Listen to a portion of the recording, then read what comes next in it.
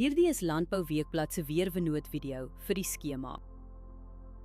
In kort, humiditeit bereik hoogtepunte teen 100%. Swamdruk is hoog. Hier is die besonderhede. Sedert Januarie het ons 467 mm reën gehad, 58% meer as die 5-jaar gemiddelde. Teenoor verlede jaar het ons 47% meer reën gekry. Die laagste temperatuur wat voorspel word is 2,1 grade. Die hoogste is 20 grade. Die grootste dag-tot-nagwisseling is sowat 18 grade, wat redelik groot is. Skerp wisselings van die aard stres vrugte en kan fisiologiese probleme soos bars of sonbrand vererger. Met die laag onder 3 grade is daar 'n ryprisiko op sensitiewe blokke en jong aanplantings. Sowat 2,4 mm reën word die week verwag. Dit vul besproeiing aan, eerder as om dit te vervang.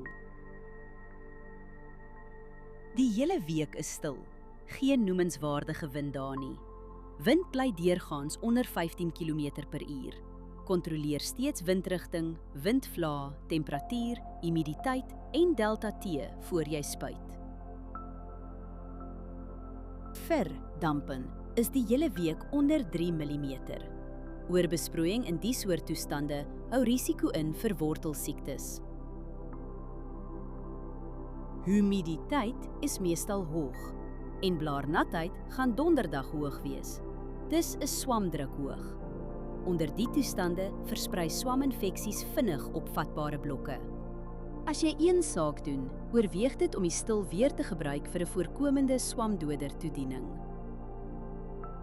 Hierdie weerinligting is gebaseer op werklike data vanaf meetstasies. Die data word deur TerraClim skoongemaak en geverifieer. KI-interpretasies word deur grondwaarheidsdata onderlê, aangedryf deur Villa Crop Protection. Hierdie verslag is met die hulp van kunsmatige intelligensie gegenereer en is nie professionele advies nie.